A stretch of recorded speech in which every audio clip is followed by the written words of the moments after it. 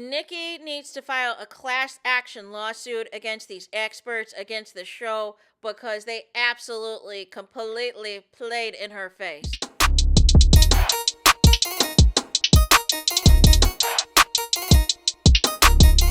Hey there, it's Anonymous Tea, where we spill the tea anonymously. Hello, hello, hello, hello, hello, everyone. Hello, YouTubers. Hope you guys are all having an amazing day today, sending good vibes, sending positivity, sending blessings, and good energy to each and every single one of you. Thank you so much for tuning in. So, anything I say is alleged and in my very, very personal opinion. This for entertainment purposes only. None of this is personal. The Copyright Act of 1976 is in the description box. Some meat and potatoes, some housekeeping items. Married at First Sight, Season 20, Episode 3 was a snooze fest. It was giving filler episode. There really was not much of anything interesting. We did get introduced to a final couple that seems like they have celebrity types that they look for. So, the girl likes men that look like Nick Boza, the NFL player, and then the gentleman likes actresses or people who look like Sydney Sweeney. I don't know if this couple is going to work, because when we got to their wedding, it seemed like the bride's dad was very anti-show, anti this, didn't give a crap about the other family. Basically, when he heard laughing from the other family, he was like, they're probably drunk. Did not feel that I don't think he wanted any part of this reality TV cameras, but it sounded like he eventually came around and gave a speech when, the bride and girl met, that, he was going to see this through, and whatever makes his daughter happy is going to make him happy. And then we fast forward to the reception, and it feels as though, they're kind of, more receptive to everything, that he enjoyed meeting the groom's family and everything else. I don't have a positive outlook on this couple. I can't put my finger on it, but I feel like they more so went into this for superficial reasons, and I feel like they're not going to like each other, or they're not going to get along when it's all said and done. That's what I feel. And I feel like none of these couples, really, if we're keeping it a buck, are really going to be getting along and this and that. So we pick up with a lot of the receptions and the rest of the couples. It seems like, with Mecca and Belle, they have a lot of things in common. They have a lot of similarities in common and all the things. And they could work. They absolutely could work. I just don't know how this dynamic's going to go. We didn't see too much of them in this episode, which I'm inclined to believe, at least for right now, they don't have much drama. But they're going to maximize as much entertainment as possible out of that daddy, right? Out of the daddy, right? Then we got to get to Nick and his, wife and everything else, because I just don't see this ending well. I don't see this lasting at all, because like I said, if you're on your 5th reality show and you end up on Married at First Sight, like what are we doing? What are we doing? I just don't know long term how this is going to work out if you are addicted to reality TV fame, if you're addicted to reality TV shows, right? And then I'm trying to think if there was anything else. The only couple that may have looked like they potentially smashed is Marissa and Adam. That's the only couple that looked like something might have went down between the two of them. But as far as everyone else, I guess we will have to wait and see.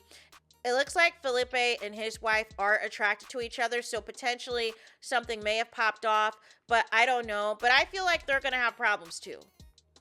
I think all these couples, like I feel like I'm not really sold on anyone yet, because I feel like, again, a lot of these people know the platform that this show holds, right? And they know, hey, if I could just get, you know what I'm saying, a couple months of some reality TV fame, get my name out there, get my face out there, you know what I'm saying, this can launch me into some other things. We got to get into my girl, Nikki. My girl, Nikki, was completely and flat out sabotaged. They played in her face with putting her with Mark. They start off with the rest of their wedding, or lack thereof. Nikki's not interested. Nikki is not interested. She cannot hide her disappointment. She cannot hide her disgust. She cannot hide her facial expressions of how pissed off she is that y'all really had the audacity to match her with Mark. He is the complete opposite of everything that she told those experts, and those experts played in her face. They're going over the vows and their qualities and this and that. Nikki don't care. Then it's every 2 seconds, Mark asking, may I kiss you? And it got to a point where Nikki was like, well, we're not kissing no more. You know what I'm saying? We are not kissing anymore. Then, at the reception, she didn't even want to dance with this dude. You know what I'm saying? She did not want to be anywhere near this dude. She was dancing with her friends. Her friends were trying to ask her what you think of Mark. She was like, I'm going to get into this wine.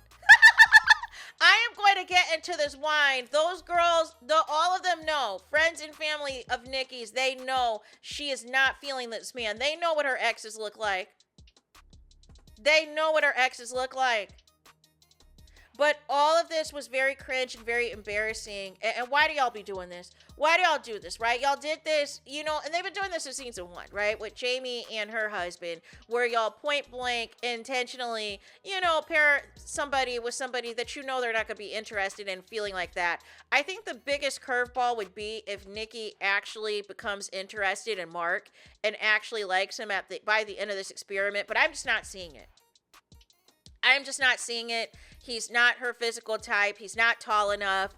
He is not going to be, you know what I'm saying? He might be a high earner, but he's not making the type of shmoney that Nikki is making. And she is not going to be feeling it. She is not going to be featuring it when it is all said and done, right? We got to get to some cringe comments also with Mega, because they're at the reception. And he is up here talking about, are you going to hit it tonight? Are you going to have the sex tonight with your bride? No. like it was crazy. And was he referencing next song, Too Close? Was that what he was doing? Was that what he was doing, you guys?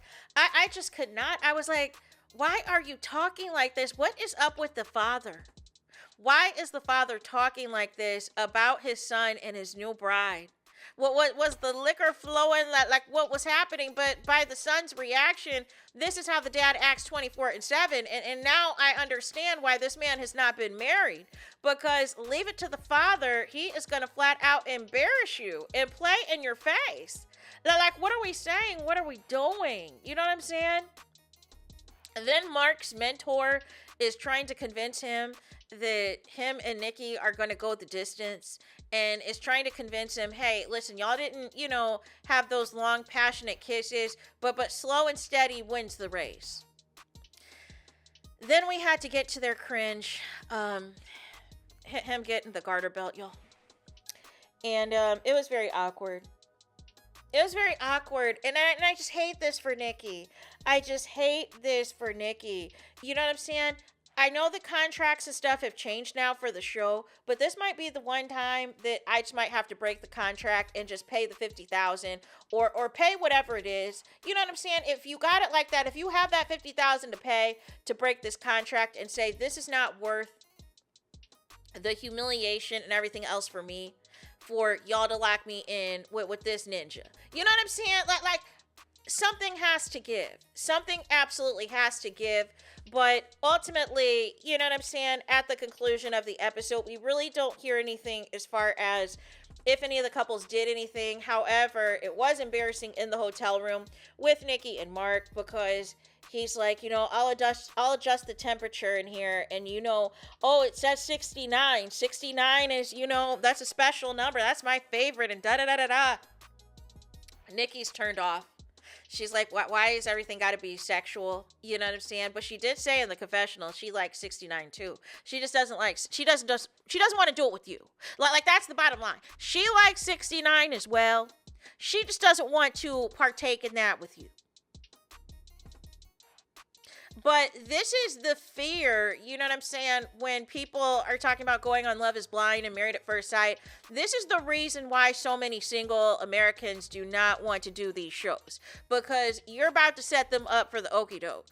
You're about to just set them up with anybody, and you're taking a chance. You are taking a chance, and I hate the fact that you know, these people have to be married, have stuff aligned and everything else, I would want an annulment.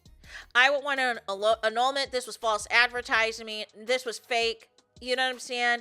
This was beyond what my expectations, what were set in stone to be, and y'all lied to me. Y'all lied to me and gave me somebody that is a total flop, in my opinion, right? And I think Mark genuinely likes Nikki, but I don't like, these experts are doing too much. And if you have to do all of this coaching of what grown men should already be doing, which is cutting off their side pieces for the show, if you have to encourage them to do that in the casting process, like they're not a match. If you have to convince a grown man like Felipe to show up one time for these matchmaking sessions and these interviews, and he's late or not showing up at all, why is he on the show? Why is he on the show? Because that is going to reflect how he is going to approach this marriage. That he's going to do the bare minimum and not be around. And I'm just of confusion. Like, I feel like Pastor Cal, what I liked about Pastor Cal, no matter how trifling or dysfunctional the season was, he was going to get these people together. He was going to tell these people about themselves, of the areas that they needed to improve, the areas where they were moving mad, the areas where they were being disrespectful, and holding these people accountable. And it feels like these coaches are basically, you know what I'm saying, treating these cast members with kid gloves. They are basically treating them with kid gloves and sending them off into the wild.